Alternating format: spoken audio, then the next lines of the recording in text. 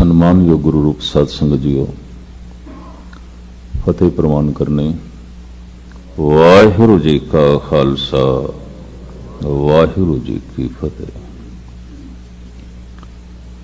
मूल मंत्र जिस विच ईश्वर दे परिपूर्ण परमात्मा दे बुनियादी गुण, मूल गुण गुरु नानक देव जी महाराज ने वर्णन किए ने, गुरमत दे च उसनूं कहंदे ने मूल मंत्र।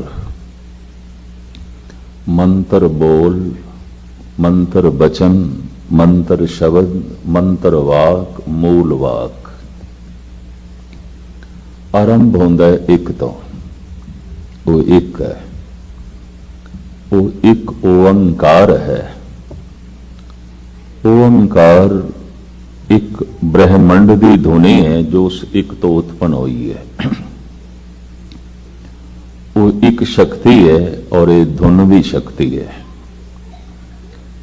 इसे ओंकार की धुन विच उत्पत्ति, पालना ते नाश चल रहा है, एक बहाव चल रहा है। वो जो एक है फिर सत है, मिथ नहीं। वो जो एक है नाम वाला है, अमिट है, और वो एक करता है, किसी की कृत नहीं है। ऐसा करता है अपनी कृत दे च बैठा है। उसके सुभाव विच वो जो एक है, भय नहीं है, वैर नहीं है, निर्भव निर्वैर। और उस एक विच काल भी नहीं है, अकाल। कल आप जी ने इस संबंध में कुछ विचारां श्रवण की थी।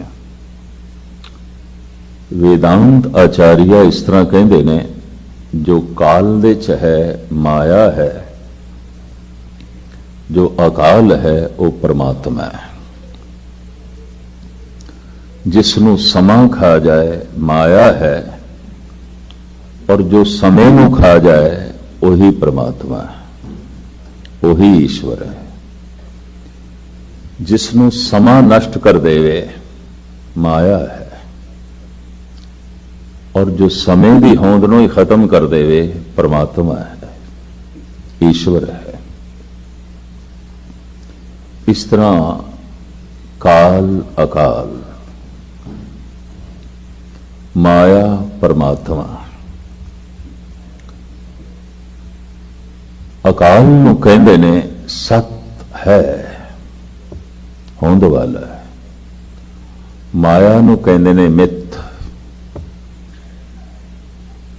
मिथ तो मुराद की लईए, इसनूं जिस ढंग नाल भारत के प्राचीन ऋषियां ने और गुरबाणी बयान कर दी है, मैं तुच्छ बुद्धि अनुसार कहने की कोशिश करा। ऐसा कुछ है जिसनों असी देख के कह सकते हैं है, और कुछ ऐसा भी है जिसनों असी कह सकते हैं प्रत्यक्ष रूप में प्रमाण दे के नहीं है। नहीं है। जैसे इस वक्त इत्थे असी कह सकते हैं अंधेरा नहीं है, रोशनी है। नहीं है अंधेरा, है नहीं है। इस तरह असी अक्सर कहते हैं। माया नूं कहंदे ने अनर्वचनी, है शायद नहीं है, नहीं है शायद है।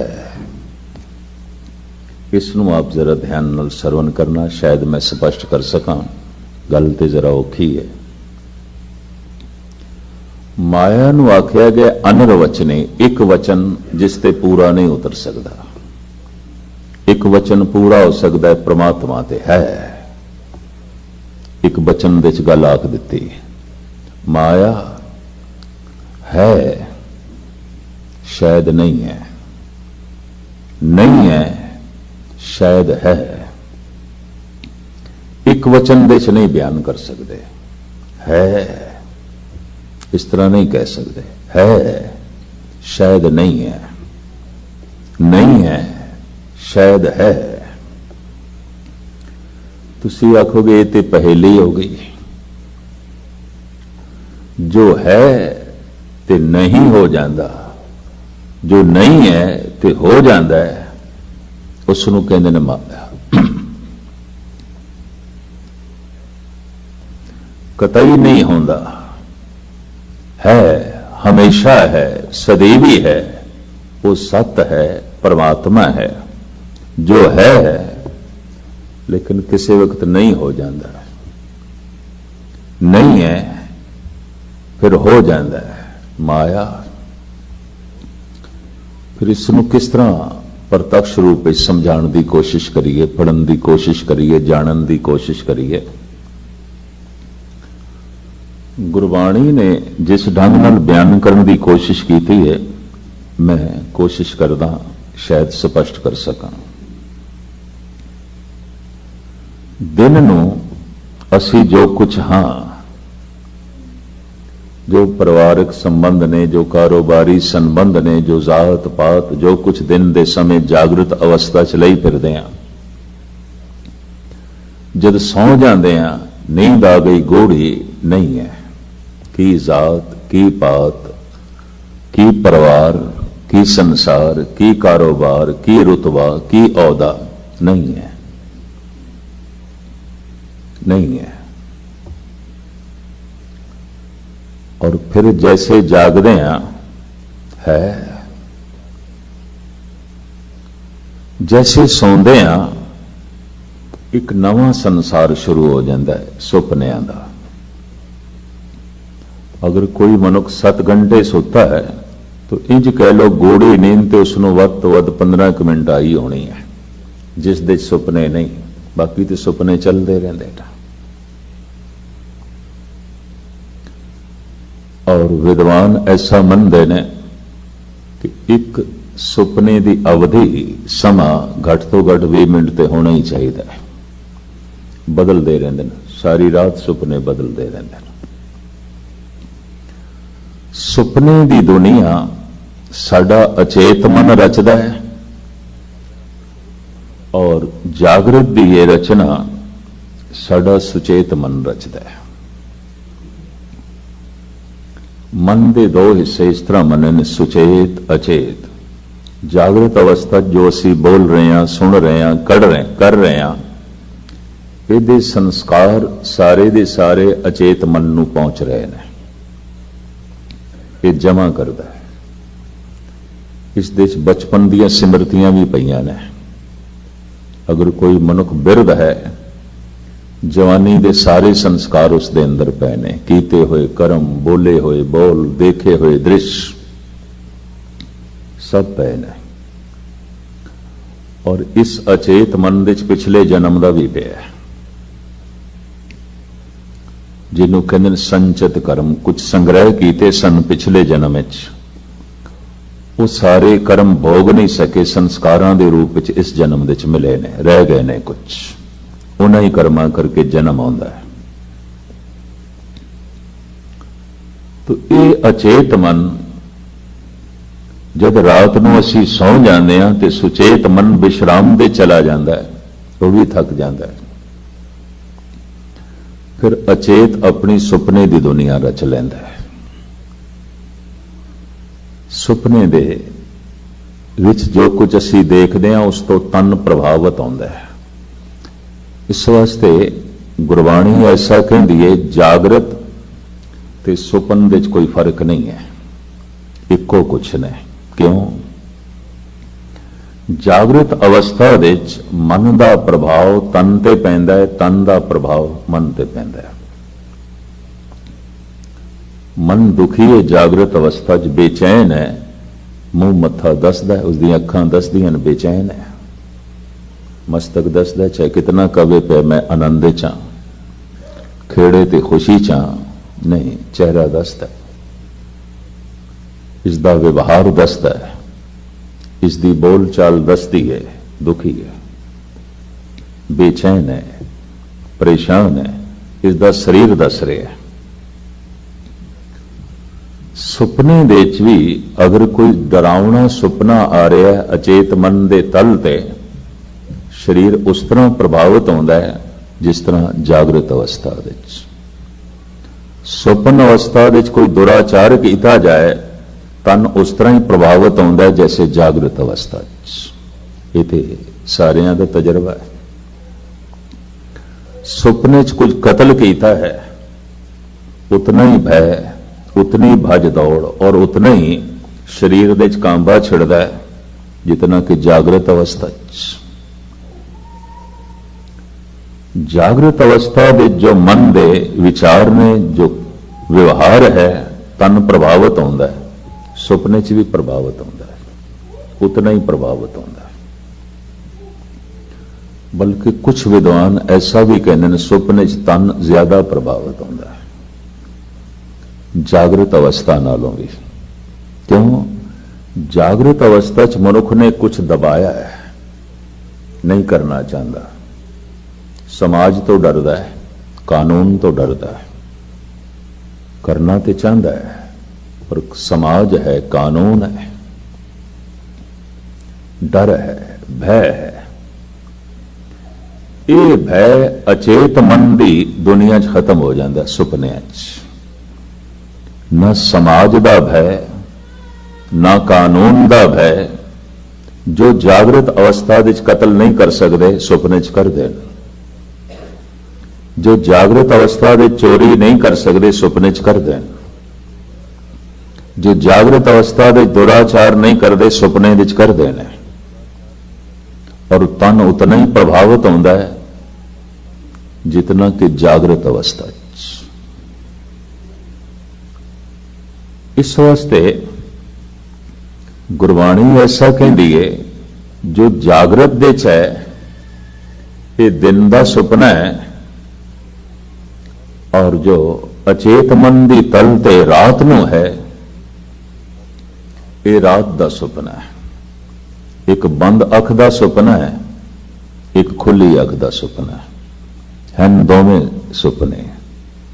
ਜਾਗਰਤ ਅਵਸਥਾ ਦੇ ਜਿਤਨੇ ਸੰਬੰਧ ਨੇ ਸਾਡੇ, ਜੋ ਸੌਂਦੇ ਆ ਤੇ ਸੁਪਨਿਆਂ ਦੀ ਨਵੀਂ ਦੁਨੀਆ ਖੜੀ ਹੋ ਜਾਂਦੀ ਹੈ, ਸੰਬੰਧ ਟੁੱਟ ਜਾਂਦੇ ਨੇ। ਕੌਣ ਪਤੀ, ਕੌਣ ਪਤਨੀ, ਕਿਹੜੇ ਬੱਚੇ, ਕੀ ਕੰਮ ਧੰਦਾ, ਕੀ ਘਰ-ਬਾਰ, ਸਭ ਸੰਬੰਧ ਟੁੱਟ ਜਾਂਦੇ ਨੇ। ਨਵੇਂ ਸੰਬੰਧ ਸਥਾਪਨ ਹੋ ਜਾਂਦੇ ਨੇ। ਸੁਪਨਿਆਂ ਦੀ ਦੁਨੀਆ। ਪਰ ਜੈਸੇ ਅੱਖ ਖੁੱਲਦੀ ਹੈ, ਉਸ ਸੁਪਨੇ ਦੀ ਦੁਨੀਆ ਜੋ ਦੇਖ ਰਹੇ ਸੀ ਤੇ ਤਨ ਵੀ ਪ੍ਰਭਾਵਿਤ ਹੋ ਰਿਹਾ ਸੀ, ਉਹ ਸੰਬੰਧ ਟੁੱਟ ਜਾਂਦੇ ਨੇ। ਫਿਰ ਇਹ ਜਾਗਰਤ ਅਵਸਥਾ ਦੇ ਸੰਬੰਧ ਜੁੜ ਜਾਂਦੇ ਨੇ। ਗੁਰਬਾਣੀ ਐਸਾ ਕਹਿੰਦੀ ਹੈ, ਕਿਧਰੇ ਇਹ ਤੇ ਨਹੀਂ ਜੋ ਤੂੰ ਰਾਤ ਨੂੰ ਦੇਖ ਰਿਹਾ ਸੀ ਸੁਪਨਾ ਹੈ, ਤੇ ਜੋ ਤੂੰ ਦਿਨ ਨੂੰ ਦੇਖ ਰਿਹਾ ਉਹ ਵੀ ਸੁਪਨਾ ਹੋਵੇ। ਕਿਧਰੇ ਐਸਾ ਤੇ ਨਹੀਂ। ਜਗ ਜੀਵਨ ਐਸਾ ਸੁਪਨੇ ਜੈਸਾ, ਜੀਵਨ ਸੁਪਨ ਸਮਾਨ। ਹੁਣ ਸੁਪਨੇ ਨੂੰ ਅਸੀਂ ਕਹਿ ਸਕਦੇ ਹਾਂ ਅਨਰਵਚਨੀ, ਇੱਕ ਵਚਨ ਨਾਲ ਨਹੀਂ ਕਹਿ ਸਕਦੇ। ਹੈ ਸਿਰਫ ਇਤਨਾ ਨਹੀਂ ਕਹਿ ਸਕਦੇ। ਸ਼ਾਇਦ ਨਹੀਂ ਹੈ, ਕਿਉਂਕਿ ਜਾਗਦੇ ਆ ਤੇ ਨਹੀਂ ਹੋ ਜਾਂਦਾ। ਪਰ ਕਹਿ ਦੇਈਏ ਨਹੀਂ ਹੈ ਤਾਂ ਵੀ ਇਹ ਗੱਲ ਪੂਰੀ ਨਹੀਂ ਉਤਰਦੀ, ਕਿਉਂਕਿ ਤਨ ਪ੍ਰਭਾਵਿਤ ਹੋਇਆ ਹੈ, ਪੂਰਾ ਪ੍ਰਭਾਵਿਤ ਹੋਇਆ ਹੈ। ਮੈਂ ਫਿਰ ਅਰਜ਼ ਕਰਾਂ, ਸੁਪਨੇ 'ਚ ਅਗਰ ਕਿਸੇ ਨੇ ਪ੍ਰਮਾਤਮਾ ਦਾ ਨਾਮ ਲਿਆ, ਤਨ ਉਤਨਾ ਹੀ ਪ੍ਰਭਾਵਿਤ ਹੋਇਆ, ਮਨ ਉਤਨਾ ਹੀ ਪਵਿੱਤਰ ਹੋਇਆ ਜਿਤਨਾ ਜਾਗਰਤ ਅਵਸਥਾ 'ਚ।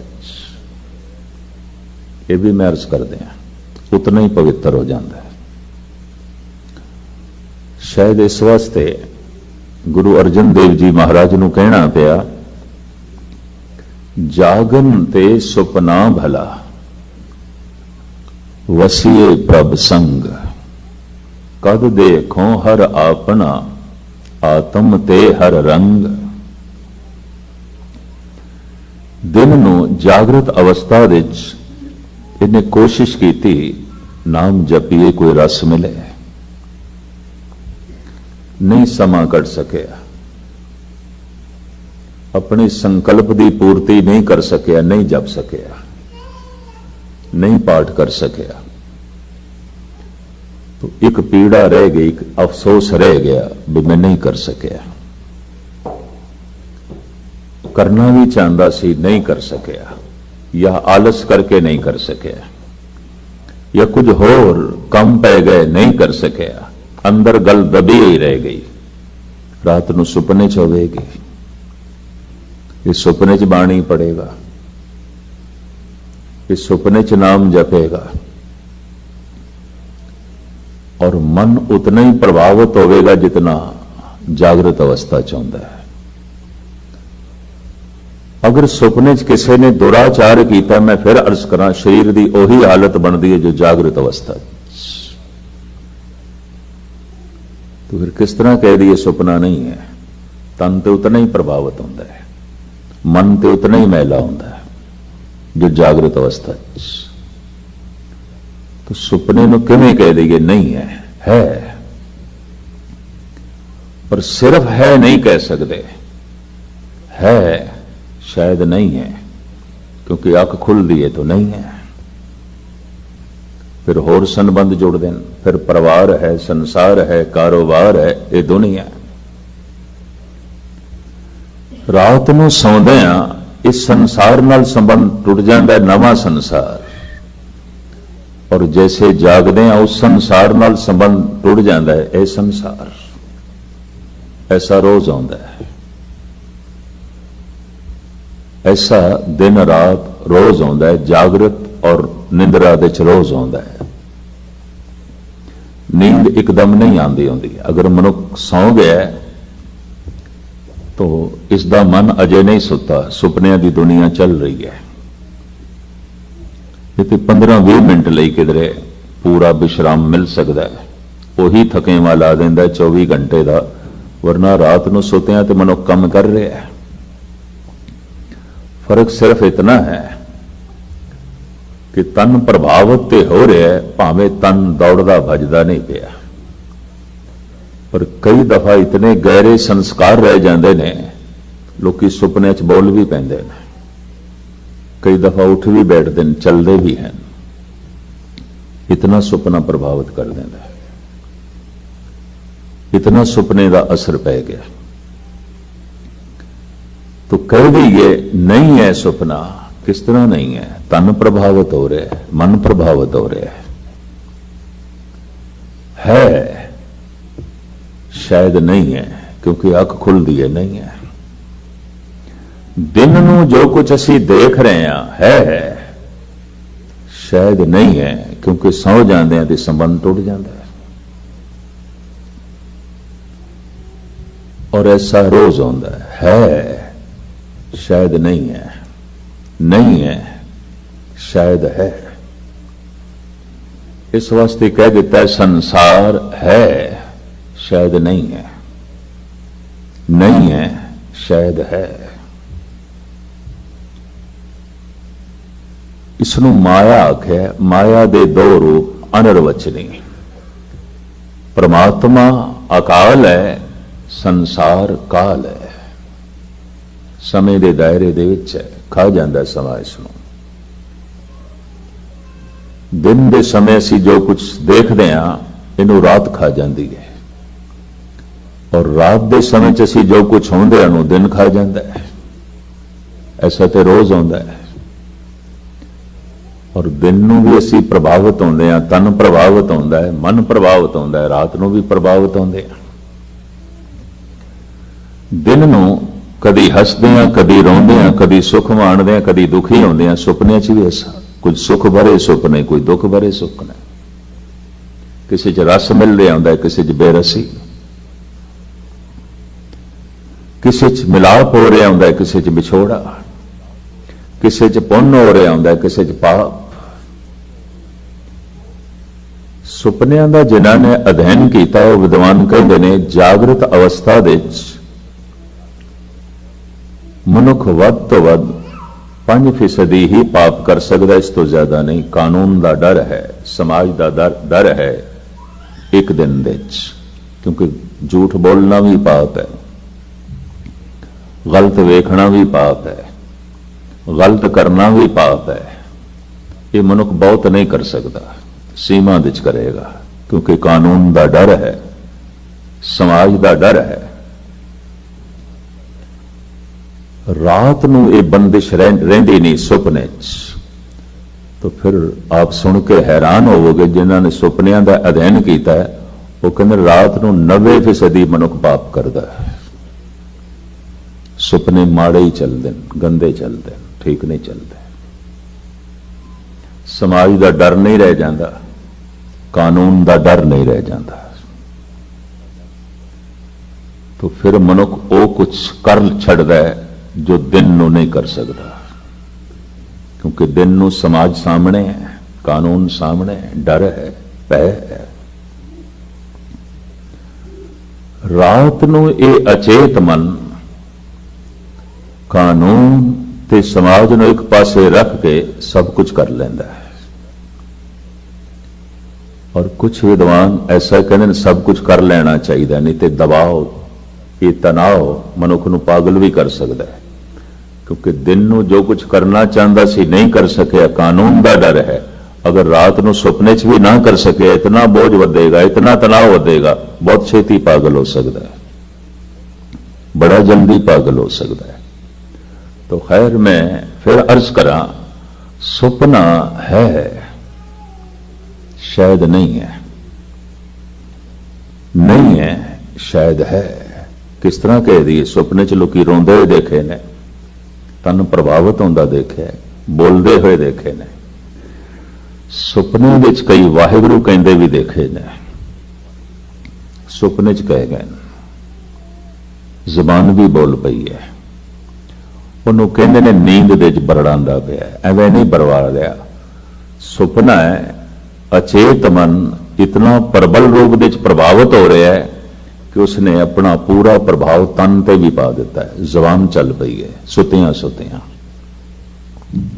नींद दे।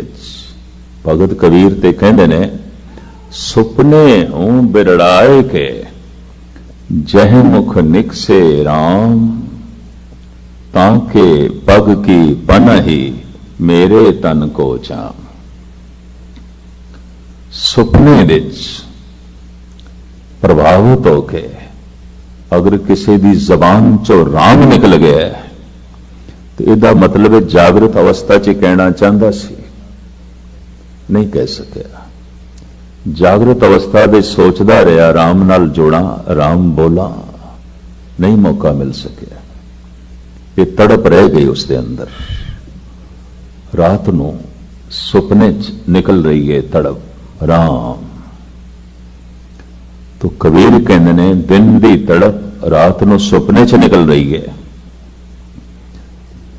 कबीर कहते ने, मनुख इतना महान है कि इस दे तन दे पैरों की जिहड़ी जुत्ती है ये मेरे चमड़े की होनी चाहिए, मेरी खलड़ी की। ये तो इतना महान है। ताके पग की पनही मेरे तन को चाम, उहदे पैरों की जुत्ती बने मेरे तन की खल नाल।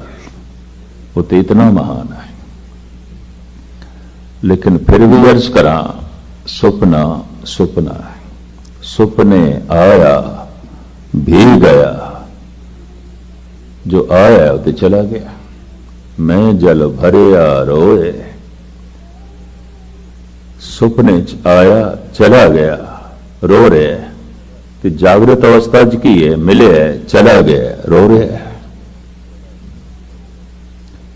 सुपने च कोई बिछड़िया या मिले है, हस रहा, बड़ा प्रसन्न।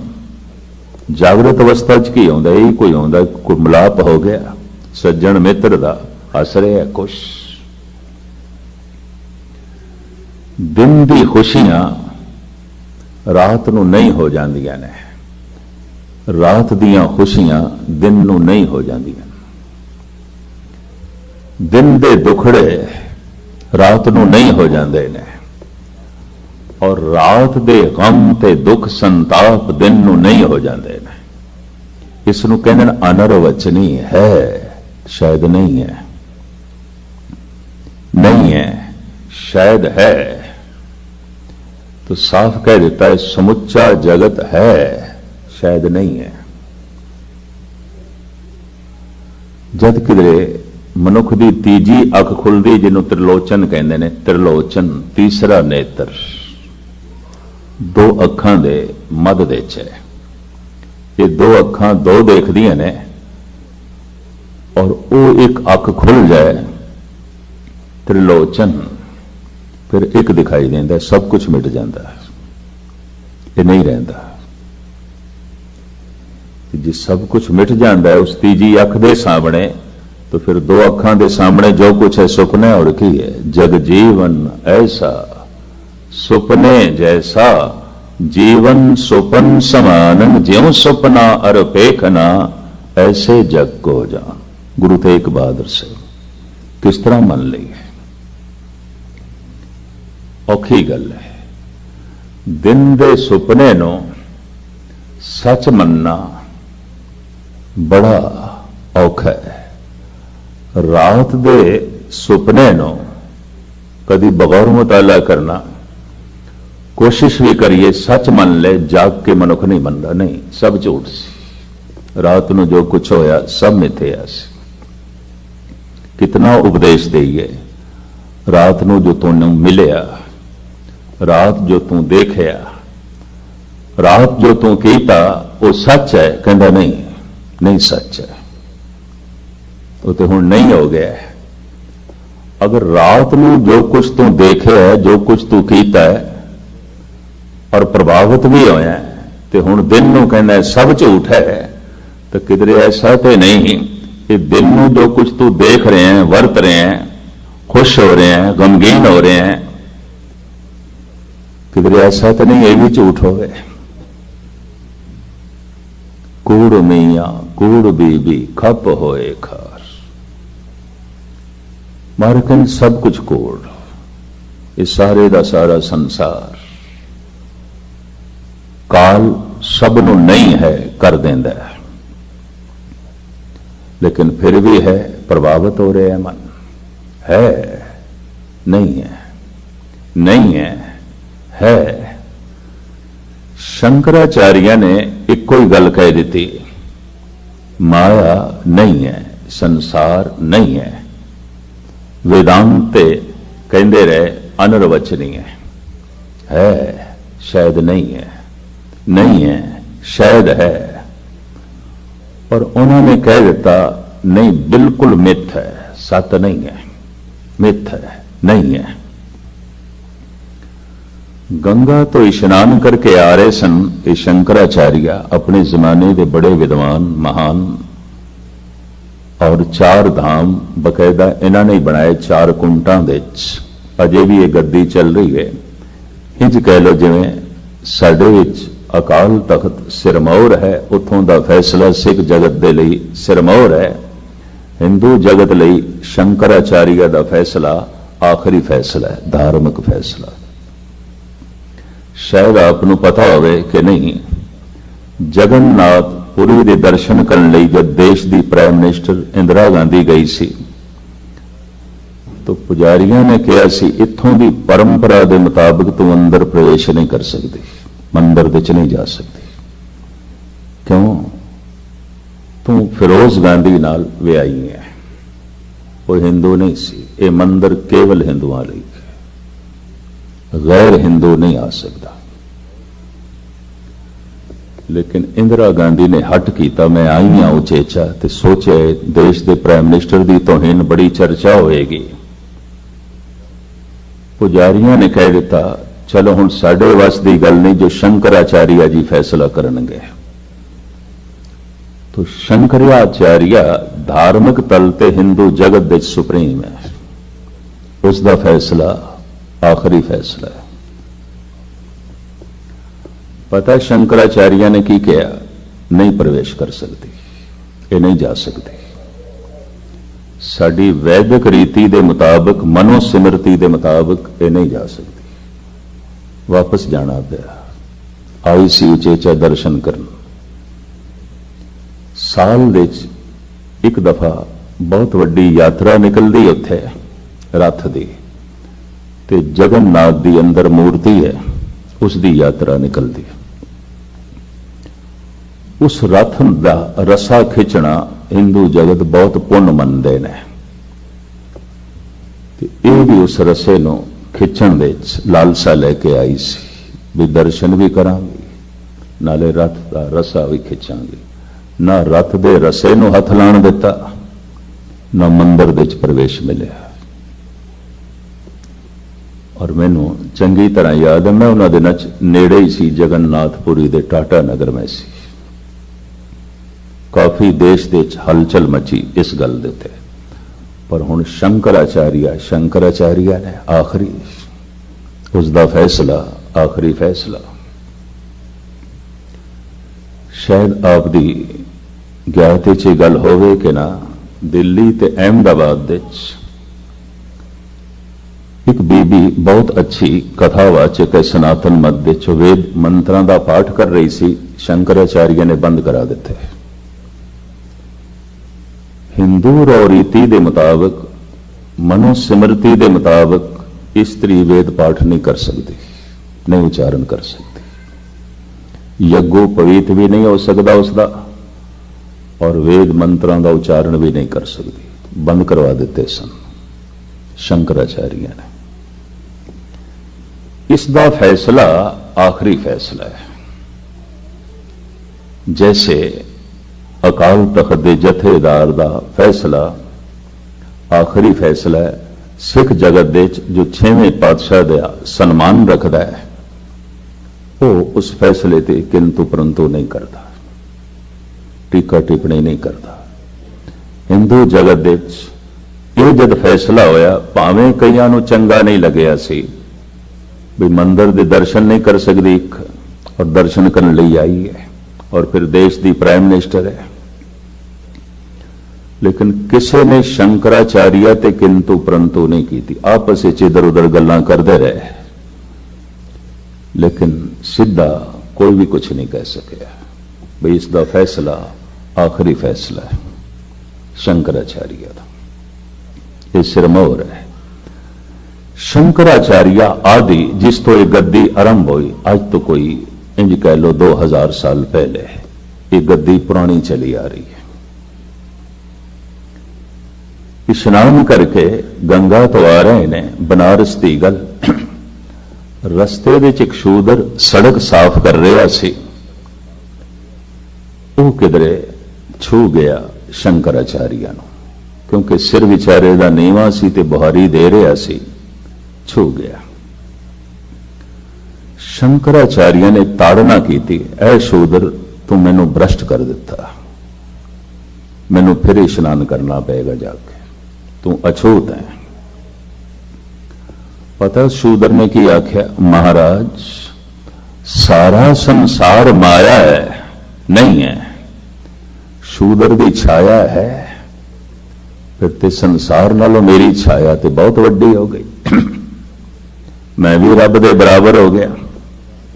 ਕਿਉਂਕਿ ਤੁਸੀਂ ਕਹਿੰਦੇ ਹੋ ਸੰਸਾਰ ਨਹੀਂ ਹੈ, ਮਾਇਆ ਹੈ, ਪਰਮਾਤਮਾ ਹੈ। ਅਗਰ ਮੈਂ ਹਾਂ ਤੇ ਮੈਂ ਤੁਹਾਨੂੰ ਭ੍ਰਸ਼ਟ ਕਰ ਦਿੱਤਾ ਹੈ, ਮੇਰੀ ਛਾਇਆ ਵੀ ਹੈ, तो फिर तो मैं माया नहीं हाँ, फिर तो मैं हाँ, फिर तो मैं सत्य। शंकराचार्य दी अखां खुल गई। उस दिन तो बाद उस शूदर दे बोल सुनन तो बाद अपना कहना इन्होंने बदलिया।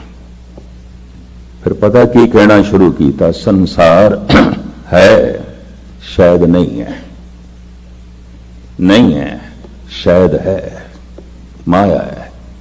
माया तो मुराद ये नहीं कि नहीं है प्रभावित कर दिए और उसका प्रभाव देखा जा सकता है। संसार प्रभावित करता है, उसका प्रभाव देखा जा सकता है। पदार्थ प्रभावित करते हैं, परिवार प्रभावित करता है और इसका प्रभाव देखा जा सकता है शायद नहीं है।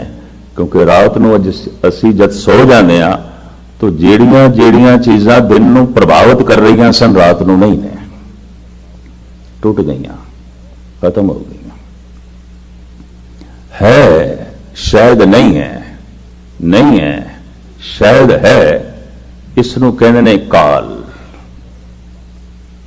समा खा जाए, दिन जिसनों खा जाए, रात के सुपनिਆਂ ਨੂੰ दिन खा जाता है, दिन के दृश नूं रात खा जाती है। तो गुरबाणी ऐसा कहती है, तू रात नूं जो कुछ देखिया सुपना है, पुरखा दिन नूं भी जो कुछ देख रहे हैं सुपना। रात नूं सुपने में तू दुखी आउंदा रहा है, सुखी आउंदा रहा है, खुश आउंदा रहा है, परेशान होंदा रहा है। दिन में भी जो कुछ हो रहा है यह भी सुपना है, चाहे खुश आउंदा रहा है, चाहे परेशान आउंदा रहा है, चाहे कुछ मिले है, चाहे कुछ खो गया है। बस इतनी अगर किसी को समझ आ जाए तो कहते ना वो अकाल दे चला गया, काल तो निकल गया, माया तो ऊंचा उठ गया। है शायद नहीं है, नहीं है शायद है। ये दो शब्द, ये दो अवस्थावां काल नाल जुड़ सकदियां, माया नाल जुड़ सकदियां, संसार नाल जुड़ सकदियां। है शायद नहीं है। मेरे ख्याल रोज का तजर्बा होगा थोड़ा। दिन में जो परिवार है, संसार है, जो कुछ है, रात को सुपनियां दे च नहीं हो जाता। और रात को जो कुछ सुपनियां दे च है वो दिन को नहीं हो जाता। दिन को दृश्य जिस तरह प्रभावित करते हैं, रात को सुपने उस तरह ही प्रभावित करते हैं, उसी तरह ही, रंचक मात्र भी फर्क नहीं, बल्कि ज्यादा प्रभावित करते हैं। तो किस तरह कह दिए सुपना नहीं है। और गुरबाणी च इसका बहुत लंबा चौड़ा खुलासा है। इस वक्त मेरा ये प्रकरण नहीं कि इस मैं थोड़ा सारा समा ले जावा। महाराज कहते ने उस परमात्मा दे काल नहीं है, माया नहीं है नहीं है, नहीं है। ये शब्द परमात्मा नाल असीं नहीं जोड़ सकते। वो है सो है, अकाल है, समय दे च नहीं है, काल दे च नहीं है। बाकी सब कुछ काल दे च है, समय दे च है। परमात्मा अकाल। तो किधरे ख्याल पैदा हो जाए ये कल्पना तो नहीं, तो साहब कहते नहीं, मूर्त, मूर्तिमान है, उसकी मूर्त हैगा। तो जे मूर्त है तो फिर किसी ने बनाया है तो एकदम सतगुरु कहते ना अजौनी, किसी तो भी नहीं जमया, उसनू किसी ने भी नहीं बनाया, उसकी बनतर किसी तो भी नहीं हुई। नानक कहा प्रभ आपे आपे, अपने आप तो आप ही है। आप ही ने आप साजे हो, आप ही ने रचे हो ना। तो फिर वो सहभंग है, स्वयंभू है, अगां चल के सतगुरु कहते ने वो गुरु है। गुरु कोई होर नहीं है, परमात्मा ही गुरु है। ये गुरु शब्द भी कला है अपने आप दे। गुरु प्रसाद इकट्ठा नहीं, प्रसाद अलग है। वो जो एक है वो ओंकार है, वो जो एक है वो सत है, वो जो एक है वो नाम वाला है, वो जो एक है वो करता है, वो जो एक है अपनी कृत दे व्यापक है, वो जो एक है भय तो रहता है, वैर तो रहता है, वो जो एक है समय तो रहता है और जन्म तो रहता है, मूर्तिमान है। और उसने अपनी साजना आप की थी, वो एक सहभंग है, वो एक गुरु है। गुरु ज्ञान, गुरु प्रकाश, वो एक ही ज्ञान स्वरूप है, वो एक ही प्रकाश स्वरूप है, वो गुरु है। बहुत मुताला करिए, जिथे सब कुछ ईश्वर तो आया है, ज्ञान भी ईश्वर तो आया है, परमात्मा तो आया है। धन गुरु गोबिंद सिंह जी महाराज कहते ने आद अंत एक है अवतारा, सोई गुरु समझो हमारा। आदि गुरु वेदा ने भी परमात्मा ने ही मनिया है, वो ही गुरु है। अगर मोहम्मद साहब कहते ने ये आयतां मेरे ते नाजल होईयां ने, मैंने उच्चारण कीतियां, खुदा की तरफों नाजल होईयां ने, तो इसका मतलब ये ज्ञान खुदा ने दिता, फिर थोड़ा तो ना होया, क्योंकि नाजल जो हुई। अगर नाजल हुई ने तो फिर ये ज्ञान मोहम्मद साहब का नहीं है, ये तो खुदा का हो गया। धन गुरु नानक देव जी महाराज भी कहते ने बोल मेरे नहीं ने, जैसे में आवे खसम की बाणी, तैसड़ा करी ज्ञान वे ला लो। जैसे खसम दे बोल आए ने, मैं कह रहा जैसे जैसे खसम की बाणी आई है मैं जगत के सामने रख रहा, मेरे नहीं रहे।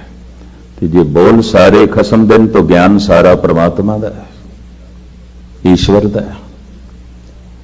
और जे ज्ञान परमात्मा तो आ रहा है तो फिर परमात्मा गुरु है। तो गुरु नानक देव जी कहने, हाँ मेरा गुरु मेरा परमात्मा ही है। अपरंपर पार ब्रह्म परमेश्वर, नानक गुरु मिलया सोई जियो, यही मेरा गुरु है। इसे तो ही मैं ज्ञान लिया है। कंधार दे एक सूफी संत ने गुरु नानक ते प्रश्न किया है, रहनुमाए तो कीस्त, थोड़ा रहबर कौन है? इतना ज्ञान तुसी कित्थों लिया है? किस कोल पढ़िया है? किसने सिखाया है? रहनुमाए तो कीस्त, थोड़ा रहबर कौन है? तो सतगुरु एकदम कहते ने, खुदाए मन, मेरा रहबर मेरा खुदा है और कोई भी नहीं। मेरा मुर्शद मेरा खुदा है और कोई भी नहीं। मेरा गुरु मेरा खुदा है और कोई भी नहीं। जन्म साखी दे बोलने, रहनुमाए तो कीस्त। कंधारी सूफी संत, कंधार विच एक बहुत वड्डा मकबरा है इस सूफी फकीर का। गुरु नानक देव जी महाराज सऊदी अरब इराक की यात्रा के समय इसे कंधार तो लंघते इसे सूफी फकीर के मेहमान रहे ने 15 दिन। इसने प्रश्न किया है, रहनुमाए तो कीस्त, थोड़ा रहबर कौन है? कौन है थोड़ा गुरु? खुदाए मन। जैसे छोटे शब्दों च, थोड़े बोलों च उस फकीर ने प्रश्न किया है, थोड़े ही बोलों च सतगुरु जवाब पै देंदे ने। रहनुमाए तो कीस्त, खुदाए मन, मेरा खुदा ही मेरा रहबर है और कोई रहबर नहीं। मैं सारा ज्ञान खुदा तो लिया है। असी पैगंबर गुरु अवतार उन्होंने कहते हैं जो परमात्मा के ये बोल सीधे पकड़ लैन, सीधे ही पकड़ लैन, उन्होंने पकड़ दे सीधे आ जाते हैं। तो जो अवतारां ते गुरुआं दे राही पकड़ के परमात्मा तक पहुंचन, असी उन्होंने भगत कहते हैं। ये भगत ने, इन्होंने अवतारां की बाणी सुन के, अवतारां कोलों उपदेश लेके, पैगंबरां कोलों शिक्षा लेके, उन्होंने बोलों को जीवन का आधार बना के परमात्मा की प्राप्ति की थी। भगत ये सीधे परमात्मा के बोल नहीं पकड़ सके। जिन्हों ने पकड़े सन उन्होंने नाल जुड़ के, उन्होंने मन के ये पार उतरे ने। जो इस तरह सफलता को प्राप्त होया सी उन्होंने कहने हैं भगत। इतनी श्रद्धा सी, इतना विश्वास सी कि अवतार दे हर बोल दे उत्ते भरोसा किया, पैगंबर दी हर शिक्षा दे उत्ते विश्वास किया, गुरु दे हर बोल दे उत्ते भरोसा किया। और उस भरोसे ने उन्हां बोलों के सदके पहुंचा दिता। भगत पर ये बोल सीधे जिन्हां दी पकड़ दे च आ गए खला दे, और ये बोल हर वक्त मौजूद ने। मैं एक दफा फिर दोहरा दिया, ठाकर हमरा सद बोलन था। हर वक्त परमात्मा तो ये बोल आ रहे हैं, हर वक्त। गुरु नानक दी पकड़ दे च आ गए, कृष्ण दी पकड़ दे च आ गए, और महाभारत दे मैदान जंग दे ये जो गीता है ये ज्ञान कुरुक्षेत्र दे जंग दे च निकले है। अर्जुन दे प्रश्न और कृष्ण दे बोल, उन्होंने बोलों कहते हैं भगवान दे बोल, परमात्मा दे बोल। ते परमात्मा अमिट है, तो इत्थे कह दी कृष्ण अमिट है।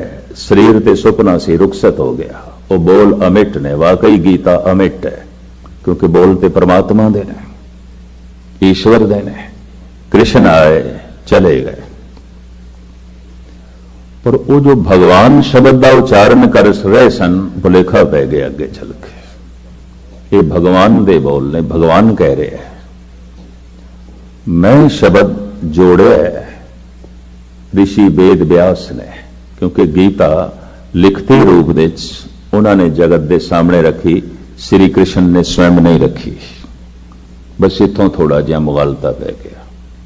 परमात्मा के बोल कृष्ण जी ने पकड़े ते कृष्ण के इन्हां बोलों नूं लिखती रूप देंदे ने व्यास, तो थोड़ी अपनी रंगण चाड़ गए। कुदरती गल है, अपनी रंगण चाड़ जाणगे। आपकी ज्ञात लई अर्ज करा, एक कवि एक कविता बयान करे तो हुण कोई उसके अर्थ करन लगे तो कुछ ना कुछ अपना रंग चाड़ जाएगा, कविता दे अर्थ भी कर जाएगा और कविता नूं कुछ अपने रंग भी दे जाएगा। लाजमी हो बहु वो नहीं हो सकती, ये भी मैं अर्ज कर दे कि जे एक आम साधारण कवि की कविता की हो बहु उसे ढंग नाल व्याख्या नहीं हो सकती, तो कृष्ण ने जिहड़े बोल बोले अर्जन नूं समझाया, हो बहु किस तरह लिख सकते सन व्यास, तो कुछ अपनी रंगत चाड़ गए ने। जिथे जिथे उन्होंने अपनी रंगन चाड़ी है उत्थे उत्थे एकदम गल प्रगट हो जाती है। नहीं, कृष्ण इस तरह नहीं कह सकते। वक्त का अवतारी पुरुष, महान ज्ञाता, और जिसनों मैदान जंग विच भी कहने की जरूरत है, ऐ अर्जन तू एक निमित्त है, तू करता नहीं है।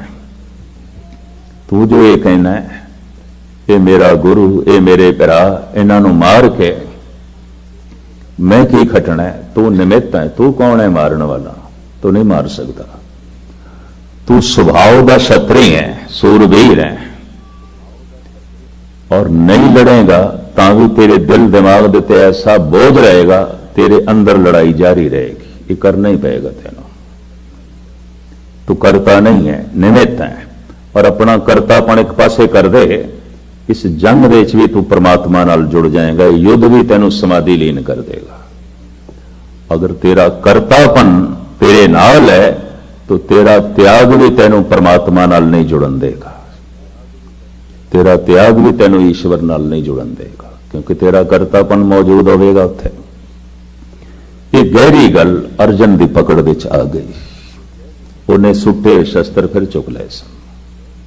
प्रभु मैं समझ गया, भगवान मेरी समझ विच आ गई गल, मैं पकड़ लिया थोड़े बोलों नूं। जो परमात्मा के बोलों नूं सीधा पकड़े अवतार, तो जो परमात्मा के बोल अवतारां दे राही पकड़ सके भगत, श्रद्धालु, संत, भगत, अवतार जिस मात्रा के जगत के चाहते ने उंगलियां ते गिन सकते हैं। भगत बहुत ने, हर कौम दे चोटी दे भगत काफी तादाद दे होए ने। अवतार हर वक्त पृथ्वी ते मौजूद नहीं आउंदा, भगत हर वक्त आउंदे ने। हर जुग जुग भगत उपाया, पैज रखदा आया राम राज। जमीन ते हर वक्त अवतार नहीं आउंदे। अवतार उस समय आउंदे ने, कवि तुलसी कहंदे ने, जब जब होए धर्म की हानि, बाहणे असुर अधम अभिमानी, तब तब विवद धर प्रभु शरीरा, हरे कृपा निध सज्जन पीरा। बहुत घोर अपराध पाप छा जाए तो वो जैसे बहुती गर्मी बारिश नूं जन्म दे देंदी है, इस तरह का घोर पाप किसी अवतार नूं जन्म दे देता है। परमात्मा के सीधे बोल पकड़दा ते जगत नूं सुणांदा है। और मैं ये भी अर्ज कर दिया, किथे जगत अवतारां दे बोल नूं पकड़दा है पूरा, थोड़े जिहा फिर भी पकड़दे ने, उहदे नाल रोशनी हो जाती है, उसने नाल काफी ठरम्मा हो जाता है। कलगीधर पिता भी इस तरह लिखते हैं, जब जब होए अरिष्ट अपारा, दसम ग्रंथ, जब जब होए अरिष्ट अपारा, तब तब दे धरत अवतारा। उस वक्त कोई अवतार दे ही धारण करता है जब सारी सृष्टि विच अरिष्ट होवे, भाव गलत होवे, कुछ भी सही ना होवे, तो फिर कोई ऐसा अवतार जो सीधा अकाल पुरख के बचनों नूं पकड़दा है और जगत के सामने रखता है। ਤੇ ਅਵਤਾਰਾਂ ਦੇ ਰਾਹੀਂ, ਗੁਰੂਆਂ ਦੇ ਰਾਹੀਂ ਜਿਨ੍ਹਾਂ ਦੀ ਪਕੜ ਦੇ ਚ ਆ ਜਾਂਦੇ ਨੇ, ਉਹ ਭਗਤ, ਉਹ ਗੁਰਮੁਖ, ਉਹ ਬ੍ਰਹਮ ਗਿਆਨੀ। तो चूंकि बोल ते परमात्मा दे ने, ज्ञान ते सारा परमात्मा दा है, तो गुरु नानक कहते ने परमात्मा ही गुरु है और कोई गुरु नहीं है। ईश्वर ही गुरु है, वो जो एक है वो ही गुरु है। अखीर विच इस मूल मंत्र में जिस ढंग नाल समाप्त कर देने, धन गुरु नानक देव जी महाराज कहते हैं प्रसाद है। गुर प्रसाद, प्रसाद और गुर, ये दो मजमून अपने आप दे इस तरह दे ने, थोड़ा जिहा मैं इन्हां खोलना चाहना ताकि जहन दे ये गल पूरी बैठ जाए। पता नहीं कितना सिख जगत भटक रहा है। देहधारी गुरु चाहिए कि नहीं? कौन दसे कदी देही भी गुरु आती है, अज है तो कल नहीं है। तो इसका मतलब गुरु मिट जाता है, गुरु मर जाता है। तो जो मर जाता है वो गुरु सदैवी जीवन थानू किस तरह देवेगा? किस तरह देवेगा?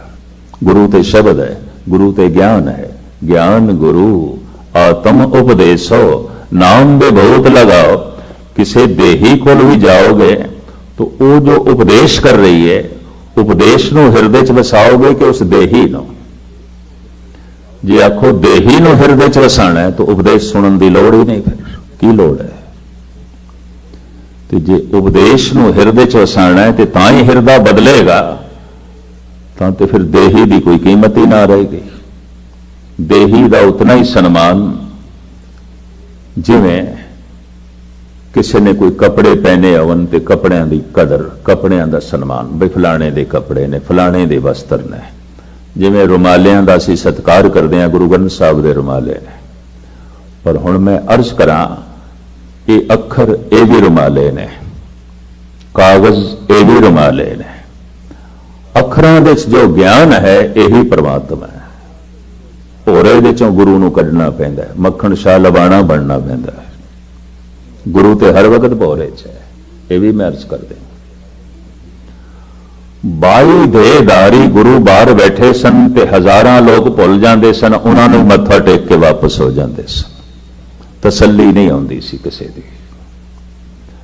मक्खण शाह लबाणा है, इहदे कोल अख सी, कहंदा है रब दा कलाम अकाल पुरख दे बोल ते मैनूं किसी कोल नहीं दिखाई देते।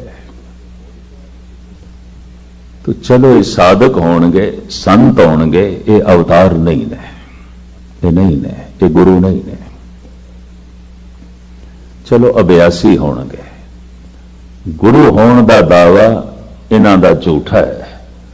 तो चूंकि ये दावा झूठा है तो शायद इन्हां दी बंदगी भी झूठी है। जो इस तरह के झूठे दावे करन नूं किस तरह सच्चे हो सकते हैं?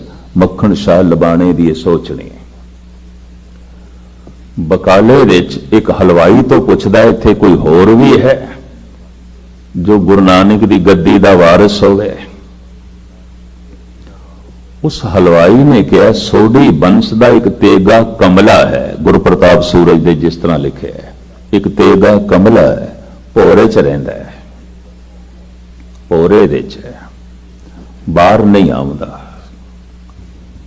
वो जिहड़े 22 सन लिशके पुछके बाहर बैठे सन गद्दियां ला के, ये भोरे च गया, दर्शन कीते ने, बोल सुने, तो ऊपर चढ़ के कोठे ते कहंदा है गुरु गुरु लाधो रे, जो मैं बोल सुने ने ये परमात्मा दे ने, ईश्वर दे ने। गुरु ते हर वक्त भोरे च है। ये भी मैं अर्ज करा, अखरां दे भोरे च कढना पेगा। अखरी नाम अखरी साला, अखरी ज्ञान गीत गुण गा, अखरी लिखण बोलण बाण, अखरां सिर संजोग वखाण। इन्हां अखरां दे भोरे च कोई रब्बी जोत नूं कढे, कोई गुरु नूं प्रगट करे। जीवन दे च परमात्मा ते गुरु नूं प्रगट करना पैंदा है। यह भी अर्ज मैं करा, ना किधरे गुरु मिलता है, ना किधरे इस तरीके नाल परमात्मा मिलता है। प्रगट करना पैंदा है जीवन दे चों। अपनी हालत इस ढंग की बनानी पैंदी है कि गुरु प्रगट होवे। अपनी हालत ऐसी बनानी पैंदी है कि परमात्मा प्रगट होवे। सुन उपदेश हृदय बसाओ, मन इच्छे नानक फल पाओ। इस बाणी ਨੂੰ ਸੁਣੋ, ਸ਼ਬਦ ਨੂੰ ਸੁਣੋ ਤੇ जैसे सुन के शब्द अंदर वसेगा बाहर परमात्मा प्रगट हो जाएगा। सारा जगत परमात्मा का रूप दिखाई देगा। जो दी से सो तेरा रूप गुण निधान गोविंद अनूप। ये विश्व संसार तुम देख दे हर का रूप है, हर रूप नगरे आया। इधर शब्द ने अंदर प्रवेश किया, इधर सारा संसार निरंकार दिखाई देता। इधर गुरु ने सुनिया, इधर अखां ने परमात्मा वेखना आरंभ कर दिता। जी अखां नूं अजे परमात्मा नहीं दिखाई देता तो अखां ने अजे गुरु रूप परमात्मा नूं सुनिया भी नहीं, क्योंकि गुरु वो जो बोल ने, वो जो शब्द ने परमात्मा दे ने। परमात्मा के बोल ही अखां खोल सकते हैं, जगत के बोल, संसार के बोल साडी अखां नहीं खोल सकते। ये भी मर्ज करते हैं, पर अखां खुल सकदियां ने अगर साडा मन पूरी एकाग्रता नाल सुने। और जिस दिन सुनेगा मत विच रतन जवाहर माणक, जे एक गुर की सुख सुनी। एक भी सिखिया सुन ली, एक भी पंक्ति, एक भी शब्द सुन लिया और अंदर वस गया तो गुण पार प्रगट हो जाएंगे, दया प्रगट हो जाएगी, प्रेम प्रगट हो जाएगा, ज्ञान प्रगट हो जाएगा, आत्म दृष्टि प्रगट हो जाएगी। सारा संसार निरंकार का रूप दिखाई देने लग पाएगा। तो इस तरीके नाल सतगुरु कहते ने वो गुरु है। अखीर विच कहते ने वो प्रसाद है। ये अवस्था उसकी बख्शिश नाल बनेगी, तेरी मेहनत नाल नहीं, उसकी रहमत नाल बनेगी, तेरे प्रयास नाल नहीं, उसके प्रसाद नाल। अपने आप विच ये प्रसाद शब्द चूंकि बहुत गूढ़ भाव अपने विच छुपाई बैठा है, इसका खुलासा कल दिन के समय मैं थोड़े सामने करने की कोशिश करांगा। प्रसाद है, साडी मेहनत नहीं, उहदी रहमत है। साडा प्रयास नहीं, उहदा प्रसाद है। क्योंकि एक भी भगत ने ऐसा नहीं आख्या कि मेरे प्रयास नाल हे परमात्मा तू मैनू मिले है, मेरी मेहनत नाल मैं तेनू प्राप्त किया है। कहता नहीं, तू मिले है, तेरी रहमत, मेरी मेहनत नहीं। तू मिले है, मेरा प्रयास नहीं, तेरा प्रसाद। लेकिन फिर भी भगत बहुत प्रयास कर दें। अमृत वेले उठना है, जप करना है, तप करना है, नियम पूर्वक इशनान करना है, सब कुछ कर देना है। जिन्हें नाम ध्याया गए मुशक्कत गाल, बड़ी गाल ना गाल दें, बड़ी मुशक्कत कर देना है। पर मुशक्कत कर करके इको ही गल का पता चलता है कि मुशक्कत नाल नहीं मिलेगा। बस इन्नी गल है। मेहनत कर करके एक कोई ज्ञान मिलेगा कि मेहनत नाल नहीं मिलेगा। प्रयास कर करके एक कोई पता चलेगा एक गल का कि प्रयास नाल नहीं मिलेगा। वो जद मिलता है उहदा प्रसाद, वो जद मिलता है उहदी रहमत, उहदी किरपा। साडा कर्म नहीं, उहदी किरपा। साडा प्रयास नहीं, उसका प्रसाद। साडी मेहनत नहीं, उसकी रहमत।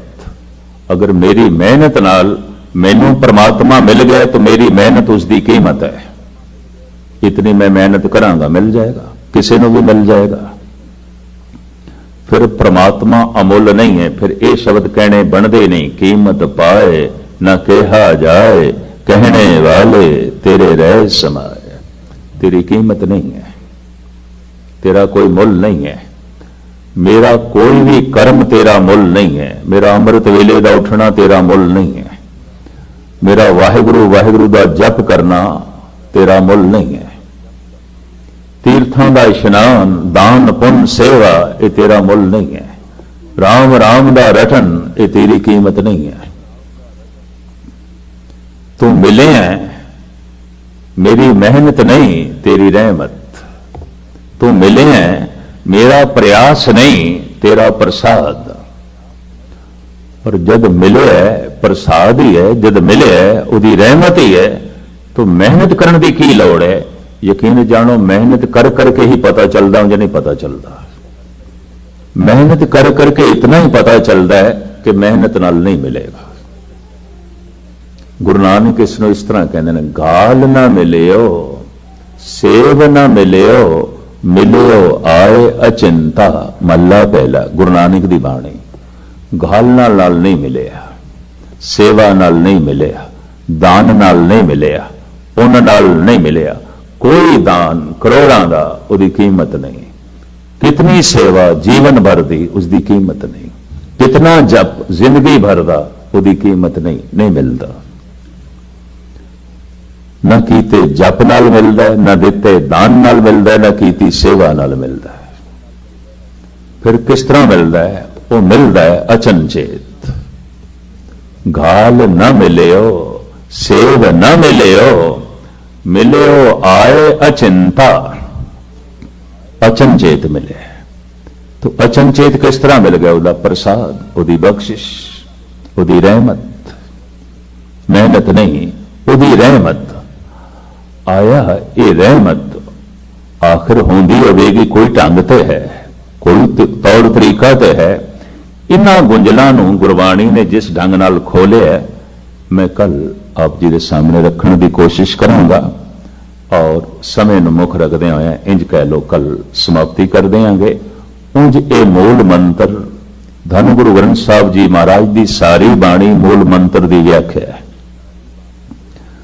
दुनिया के सारे धर्म ग्रंथ इंज कह लो मूल मंत्र का ठीका ने, और कुछ नहीं है। ईश्वर के सारे बुनियादी गुण मूल मंत्र दे आ गए हैं। वो एक है, वो ओंकार है, उसतो उत्पत्ति पालना नाश हो रहा है। वो एक सत्य है, वो जो एक है उसका नाम है, उसे का ही नाम है, अमिट है, बाकी किसी का नाम नहीं। सब नाम मिट जाते हैं, समा पा के मिट जाते हैं। वो जो एक है वो ही करता है, और जो एक है अपनी कृत विच बैठा है, अपनी कृत तो वख नहीं है। वो जो एक है उसके सुभाव विच भय नहीं है, उसके सुभाव विच वैर नहीं है, उसकी होंद विच काल नहीं है, समा नहीं है, वक्त नहीं है। वो जो एक है बकायदा मूर्तिमान है, पर वो जो एक है उसनों किसी ने बनाया नहीं, अजो नहीं है।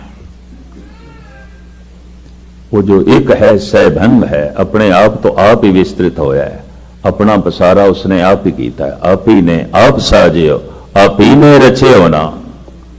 वो जो एक है वही गुरु है, वो जो एक है वही प्रसाद। इस सारी व्याख्या उस एक दी। फिर सारे गुरु ग्रंथ साहब की बाणी उस एक दी व्याख्या, दुनिया के सारे धर्म ग्रंथ उसकी व्याख्या।